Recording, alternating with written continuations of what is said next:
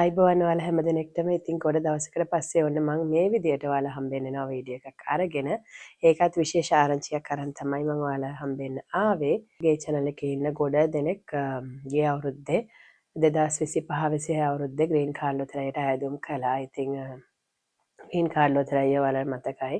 ගිය අවුරුද්දේ ඔක්තෝබර් මාසේ ඉඳලා නොවැම්බර් මාසේ ඉඳන් ඔයාලා අයදුම් කරන්න කාලේ තිබුණා. ඉතින් ඔයාලා හැමදෙනෙක්ම අයදුම් කරා කියලා මම හිතනවා. ඉතින් අද මේ වීඩියෝ එක අරන් එන්නේ ඔයාලට විශේෂ ආරංචියක් කියන්න. ඒ තමයි ග්‍රීන් කාඩ් ලොතරැයේ ප්‍රතිඵල ඔන්න නිකුත් වෙන නියමිතව තියෙනවා. ඉතින් ඒ මතක් කිරීම අරගෙන තමයි මම ඔයාලා හම්බෙන්න මේ ආවේ. ඉතින් අපි බලමු මේ ග්‍රීන් කාඩ් ලොතරැයේ ප්‍රතිඵල කවදද නිකුත් වෙන්නේ, කොයි වෙලාවටද නිකුත් වෙන්නේ. ඉතින් ඒ ගැන මම දැනුවත් කරන්නම් ඔයාලව. ඉතින් 2025-26 අවුරුද්දේ ග්‍රීන් කාඩ් ලොතරැයේ ප්‍රතිඵල ඔන්න මැයි මාසේ 3 වෙනිදා නිකුත් වෙන නියමිතව තියෙනවා. ඉතින් ඇමරිකාවේ වෙලාවෙන් එහෙම නැත්නම් ඇමරිකන් ඊස්ටර්න් ටයිම් එකෙන් අරගත්තොත් දවල් 12න් පස්සේ තමයි මේ ප්‍රතිඵල නිකුත් වෙන නියමිතව තියෙන්නේ. ඔයාලට බලන්න පුළුවන් වෙන්නේ මේක සෙනසුරාදා රෑ 9:00න් පස්සේ. ඉතින් සෙනසුරාදා රෑ 9:00න් පස්සේ ග්‍රීන් කාඩ් ලොතරැයි ප්‍රතිඵල ලංකාවේ අයට ලංකාවේ වේලාවෙන් බලන්න පුළුවන්. ඉතින් පොඩි ගැටලු කීපයක් මතුවෙයි සමහර වෙලාවට කොහොමද මේක බලන්නේ, ඒ වගේම මේක ඉක්මනින් බලන්න පුළුවන් වේද. සමහර වෙලාවට ග්‍රීන් කාඩ් ලොතරැයි ප්‍රතිඵල නිකුත් වුණ වහාම ඔයාලා මේක බලන්න ගියොත් නම් සමහර වෙලාවට පොඩි ට්‍රැෆික් එකක් තියෙන්න පුළුවන්. මොකද හැමෝම වගේ බලන්න ආසාවෙන් ඉන්නවනේ තමන් ජයග්‍රහණය කළද නැද්ද කියලා නේද. ඉතින් ඒ හින්දා සමහර වෙලාවට පොඩි ට්‍රැෆික් එකක් තියෙන්න පුළුවන්. ඉතින් ඔයාලා ඒකට කරන්න ඕනේ ඔයාලගේ කන්ෆර්මේෂන් නම්බර් එක යොදලා කීප සැරයක් උත්සාහ කරන්න. සමහරලාට හරියන්න ඉඩ තියෙනවා. එහෙම නැත්නම් පොඩ්ඩක් වෙලා අරගෙන සෙනසුරාදා රෑ බැරි නම් ඉරිදා උදේ බැලුවත් ගැටලුවක් නැහැ. ඉතින් කොහොම වුණත් ඔයාලට මම පෙන්නලා දෙන්නම් කොයි විදිහටද ඔයාලා ජයග්‍රහණය කරොත් ඔයාලට මොන විදිහේ පණිවිඩයක්ද එයාලා දෙන්නේ කියලා සහ ඔයාලා ජයග්‍රහණය කළා නැත්නම් කොයි විදිහටද ඒක ඔයාලා මේ කන්ෆර්මේෂන් නම්බර් එක යොදලා මේකේ ප්‍රතිඵල බලනකොට කොයි විදිහටද ඒක ඔයාලට පෙන්වුම් කරන්න කියලා. ඉතින් මම හිතන්නේ ගොඩාක් අයට ගැටලු තියෙන්න පුළුවන්. ඉතින් මේ ගැටලු වලට උත්තර අරගෙන මම මේ විදිහට මේ වීඩියෝ එකෙන් ඔයාලත් එක්ක සම්බන්ධ වෙනවා. ඉතින් ඔයාලට මොන හරි ගැටලුවක් තියෙනවා නම් කමෙන්ට් එකක් දාන්න. ඉතින් මට පුළුවන් විදිහට මගේ දැනුමේ හැටියට මට ඔයාලට උත්තර දෙන්න පුළුවන් වෙයි කියලා මම විශ්වාස කරනවා. මොකද මම මේ සම්බන්ධයෙන් එක්ස්පර්ට් කෙනෙක් නෙමෙයි සහ මේ පැත්තේ නීතිමය පැත්තෙන් කෙනෙක් නෙමෙයි. නමුත් මගේ දැනුම සහ අත්දැකීම් අනුව තමයි මම ඔයාලට මම දන්න දේවල් කියලා දෙන්නේ. ඉතින් ඒ නිසා ඔයාලට ගැටලුවක් තියෙනම් කමෙන්ට් එකක් දාන්න. මට පුළුවන් විදිහට මම ඔයාලව දැනුවත් කරන්නම්. ඉතින් මම කැමතියි ඔයාලව එක්කගෙන යන්න. දැන් අපි ප්‍රතිඵල බලන්නේ කොයි විදිහටද කියලා. ඉතින් පළවෙනියෙන්ම මම ඔයාලට ගිය අවුරුද්දේ විශේෂයෙන් කිව්වා කන්ෆර්මේෂන් නම්බර් එකක් එනවා. මේක අපි අයදුම් කරලා ඉවර වෙලා අවසානයේ. ඉතින් ඒ කන්ෆර්මේෂන් නම්බර් එක යොදලා තමයි අපිට ප්‍රතිඵල බලන්න පුළුවන් වෙන්නේ. ඉතින් මම ඔයාලට කිව්වා මේ කන්ෆර්මේෂන් නම්බර් එක කොහේ හරි පරිස්සමට ලියලා තියාගන්න. එහෙම නැත්නම් සේව් කරලා තියාගන්න. නැත්නම් මේකේ පින්තූරයක් අරන් ඔයාලගේ ජංගම දුරකථනේ තියාගන්න කියලා. කන්ෆර්මේෂන් නම්බර් එක නැති වුණත් ඔයාලට ප්‍රතිඵල බලන්න පුළුවන් ක්‍රමයක් තියෙනවා. නමුත් ඒක චුට්ටක් විතර කරදරයි. මොකද ඔයාලගේ දාපු ඊමේල් ඇඩ්‍රස් එක ඕන, ඔයාලා දාපු නම හරියට ඕන. ඉතින් මේ ගැටලු කීපයක් මතුවෙන්න පුළුවන්. ඉතින් ඔයාලට හරියට මතක නැත්නම් ඔයාලා කොයි ඊමේල් එකද පාවිච්චි කරේ කියලා ඉතින් ඔයාලට ටිකක් ප්‍රතිඵල බලන්න කරදර වෙන්න වෙනවා. අපි Google ගිහිල්ලා ඊට පස්සේ DV Lottery 2026 results කියලා ටයිප් කරාම අපිට අදාළ සයිට් එක මේකේ පෙන්වුම් කරනවා. ඉතින් මේ විදියට අපි ටයිප් කරගෙන ඊට පස්සේ ඒ අදාළ වෙබ්සයිට් එකට ගිහිල්ලා බලමු දැන් කොයි විදියටද අපි මේ ප්‍රතිඵල බලන්නේ කියලා. වෙබ්සයිට් එක තමයි dvprogram.state.gov කියන වෙබ්සයිට් එක. ඉතින් ඔයාලට මේ වෙබ්සයිට් එකට ගියාට පස්සේ බලා ගන්න පුළුවන් ඔයාලගේ ප්‍රතිඵල බලන්නේ කොහොමද කියලා. ඊට පස්සේ ඔයාලා මෙතනදී continue දෙන්න දීලා ඊට පස්සේ අපි යමු ඔයාලගේ විස්තර ඇතුළත් කරන්න ඕන page එකට. මේ විදියට page එකට ගිහිල්ලා ඊට පස්සේ මුලින්ම කරන්න ඕන ඔයාලා කන්ෆර්මේෂන් නම්බර් එක යොදන්න ඕන. හරියටම ඉලක්කම් අකුරු තියෙන නම්බර 16ක් තියෙන නම්බර එකක් තමයි මේ කන්ෆර්මේෂන් නම්බර් එක විදිහට ඔයාලට ලැබිලා තියෙන්නේ. ඉතින් මේ නම්බර් එක හරියට මෙතන යොදන්න. නම්බර් එක බැරි වෙලා හරි එහෙම වුණොත් වැරදුනොත් ඔයාලගේ හරියට මේ පෙන්වන්නේ නැහැ රිසල්ට්ස්. ඉතින් ඒ නිසා ඒක හරියටම යොදන්න. ඒ වගේම ඊට පස්සේ ඔයාලගේ බර්ත් සමා වෙන්න. ඊට පස්සේ ඔයාලගේ වාසගම එහෙම නැත්නම් ඔයාලගේ ෆැමිලි නේම් එක, ලාස්ට් නේම් එක ඊට පස්සේ යොදන්න ඕනේ. ඊටත් පස්සේ තියෙනවා ඔයාලගේ බර්ත්ඩේ එක යොදන්න ඕනේ. ඉතින් ෆැමිලි නේම් එකත් හරියටම ටයිප් කරගන්න. ඒ වගේම බර්ත්ඩේ එකේ අවුරුද්ද මෙතන ටයිප් කරලා ඊට පස්සේ ඔතෙන්ටිකේෂන් කෝඩ් එකක් එනවා. ඒ කෝඩ් එක හරියට ඒක ටයිප් කරලා මේ වගේ ඊට පස්සේ සබ්මිට් කරන්න. මම විස්තර අතුරත් කරපු කෙනා ඇත්තටම සිලෙක්ට් වෙලා නැහැ. ඉතින් ඒ හින්දා තමයි මේ විදියට you have not been selected කියලා මේ වගේ වෙන්නේ. ඉතින් ඔයා win කළා නැත්නම් මේ විදිහේ දෙයක් තමයි ඔයාටත් පෙන්වුම් කරන්නේ. හැබැයි ඔයා ජයග්‍රහණය කරලා තිබුණොත් මෙන්න මේ වගේ ලෙටර් එකක් තමයි ඔයාලට එන්නේ. ඉතින් මේක කියන්නේ ඔයා randomly select වෙලා තියෙනවා ඉස්සරහදී වීසා ඇදුම් කරන්න කියලා තමයි මේ ලියුමේ සඳහන් වෙන්නේ. මම හිතනවා මම පැහැදිලි කරලා දුන්නා කියලා ඔයාලට හරියටම කොයි විදිහටද මේ ප්‍රතිඵල බලන්නේ කියලා. ඉතින් කන්ෆර්මේෂන් එකක් නැති අය කොහොමද ප්‍රතිඵල බලන්නේ කියලා මම ඔයාලට කියලා දෙන්නම්. අපි දැන් බලමු කොයි විදිහටද කන්ෆර්මේෂන් එකක් නැති අය ප්‍රතිඵල බලන්නේ කියලා.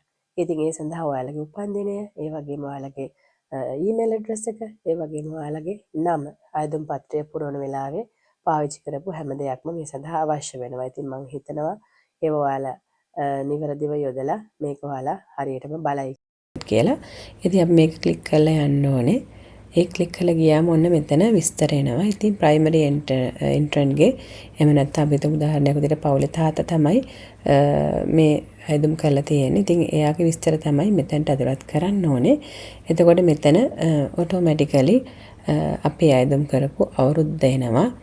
ඉතින් ඊට පස්සේ අපිට තියෙන්නේ අපේ විස්තර ටික අර වීසා ෆෝම් එක ඩයිවර්සිටි වීසා ෆෝම් එකට ඇප්ලයි කරනකොට පුරපු විදියටම මෙතන හැම විස්තරයක්ම ඇතුළත් කරන්න ඕනේ. නැත්නම් ඔයාලට හරියට ප්‍රතිඵල බලන්න හම්බෙන්නේ නැහැ. ඉතින් ඒ නිසා මෙතනදී පළවෙනුවෙන්ම ඔයාගේ ලාස්ට් නේම් එක එහෙම නැත්නම් ඔයාගේ සර්නේම් එක මෙතන ඇතුළත් කරන්න ඕනේ.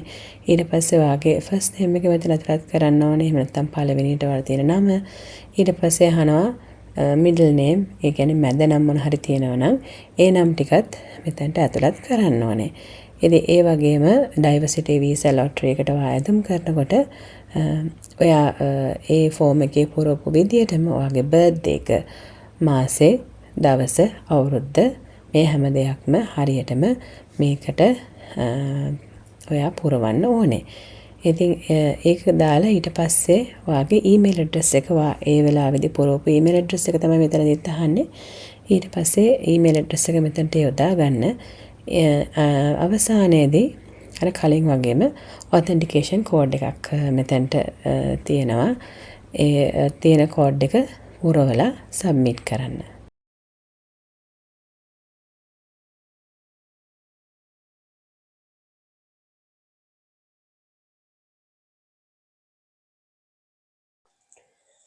ප්‍රතිඵල බලන්නේ කොහොමද කියලා ඔයාලා මං හිතන්නේ දැනුවත් වෙන්න ඇති. ඉතින් කන්ෆර්මේෂන් නම්බර් එක යොදලා තමයි අපි කලින් බලපු විදිහට ප්‍රතිඵල බලන්න ඕනේ. ඉතින් ඔයාලා දැක්කා කොයි විදිහටද ප්‍රතිඵල ඔයාලට පෙන්වුම් කරන්න කියලා. ඉතින් ඔයාලා ජයග්‍රහණය කරලා තියෙනවා නම් ඔයාලට පොඩි ලියුමක් තියෙනවා.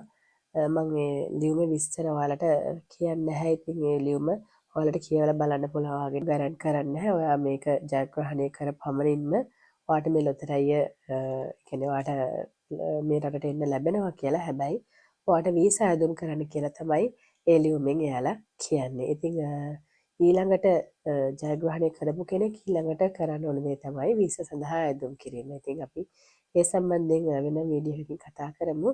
ඒ වගේම ජයග්‍රහණය කරපු නැති කෙනෙක්ට කොයි විදිහටද ඒක පෙන්වුම් කරන්න කියලාත් මම ඔයාලට පෙන්නුවා. ඉතින් you have not been selected කියලා තමයි ඒකේ පෙන්නුම් කරන්නේ. ඉතින් ජයග්‍රහණය කරේ නැහැ කියලා ඔයාලා ධෛර්යමත් වෙන්න එපා. හැම අවුරුද්දකම මේ ග්‍රීන් කාඩ් ලොතරැය තියෙනවා. ඉතින් ඔයාලට ඇදුම් කරන්න පුළුවන් හැම අවුරුද්දකම ඔක්තෝබර් මාසේ මුල් සතියේ ඉඳලා නොවැම්බර් මාසේ මුල් සතිය වෙනකන් අවස්ථාව තියෙනවා මාසයක් කාලයක් ඔයාලට මේ සඳහා අයදුම් කරන්න. ඉතින් අදයිනමත් වෙන්නේ නැතුව ඒ සඳහා අයදුම් කරන්න කියලා ඔයාලා හැම කෙනෙක්ම මේ තාම ආදරෙන් ඉල්ලනවා.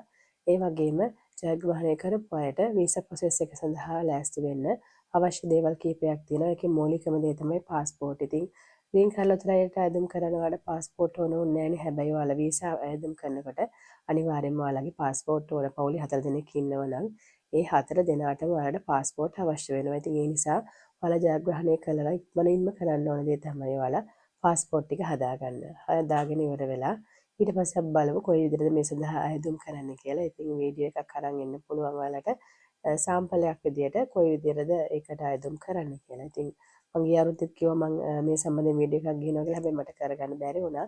නමුත් මේ අවුරුද්දේ අනිවාර්යෙන් මම ඔයාලට DS260 ෆෝම් එක පුරවන්නේ කොයි විදිහටද කියලා සාම්පල් එකක් අරගෙන උදාහරණයක් අරගෙන පෙන්නන්න. ඉතින් ඒ නිසා පාස්පෝර්ට් එක ලෑස්ති කරගන්න. මම ඊළඟ වීඩියෝ එකකින් ඔයාලට අරගෙන එන්නම් කොයි විදිහටද DS260 ෆෝම් එක පුරවන්නේ සහ තව ඒ සඳහා අවශ්‍යතා කීපයක් තියෙනවා. ඒට කලින් මම ඒ ගැනත් ඔයාලව දැනුවත් කරන්නම් කොයි විදිහටද මොන දේවල්ද මේ DX260 ෆෝම් එක පුරවන්න කලින් ඔයාලට අවශ්‍ය වෙන ලෑස්ති කරගන්න ඕනේ කියලා. මේ සම්බන්ධයෙන් ඔයාලට මොන හරි ගැටලුවක් තියෙනවා නම් ඔයාලට කන්ෆර්මේෂන් නම්බර් එක යොදලත් මේක බලා ගන්න බෑ කියලා වගේ හිතනවා නම් ඔයාලා මට කමෙන්ට් එකක් දාන්න. මම කියලා දෙන්නම් හරියටම කොහොමද ඒක ඔයාලා බලන්න ඕනේ කියලා. ඒ වගේම කන්ෆර්මේෂන් එක නැති අය මම හිතනවා හරියටම ඔයාලගේ ඒ ඩීටේල්ස් ටික දාලා ඒ ප්‍රතිඵල බලන්න ඇති කියලා. ඉතින් අධෛර්යමත් වෙන්න එපා ජයග්‍රහණය කරේ නැහැ කියලා.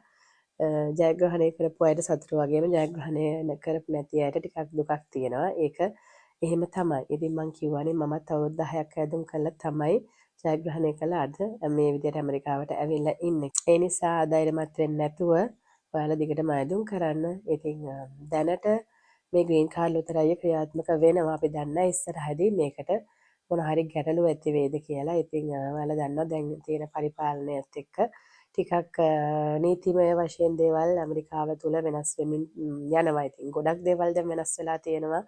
ඉතින් ග්‍රීන් කාඩ් ලොතරැයිය කලින් වතාවකත් එයාලා නතර කරන්න උත්සාහ කරා. හැබැයි ඒක හරි ගියේ නැහැ. වත්මන් ජනාධිපතිවරයා කියනවා ග්‍රීන් කාඩ් ලොතරැයි ක්‍රමය වෙනුවට ස්කිල් මයිග්‍රේෂන් පැත්තෙන් මේ රටට ස්කිල් මයිග්‍රන්ස්ලා වැඩියෙන් ගෙන්නන්න ඉස්සරහදී එයාගේ බලාපොරොත්තුවක් තියෙනවා කියලා. ඉතින් අපි දන්නේ නැහැ කොයි විදියට එයාලා මේක වෙනස් කරයිද කියලා. ඉතින් සමහර වෙලාවට මේ ග්‍රීන් කාඩ් ලොතරැයියේ වෙනස් කරන්න නැතුව නවත්තන්න නැතුව මේකට ස්කිල් පැත්ත ඉස්සරහදී වැඩිපුර ස්කිල් පැත්තට මේක යන්න ඉඩක් තියෙනවා. ඉතින් වෘත්තීය වශයෙන් සුසුකම් ලත් අයට මේ රටට එන්න වැඩි අවස්ථාවක් ඉස්සරහදී තියෙන්න පුළුවන් කියලා මම හිතනවා. ඒ ගැනත් ඔයාලට මතක් කිරීමක් කරන්න ඕන. දැනට මතක තියාගන්න ග්‍රීන් කාඩ් ලොතරැයිය නවත්තනවා කියලා කොහෙවත් කවුරුවත් කියලා නැහැ. සහ ඒ සඳහා කිසිම නීතියක් මේ දක්වා සම්මත වෙලා නැහැ මේ ලොතරැයි ක්‍රමය නවත්තන්න.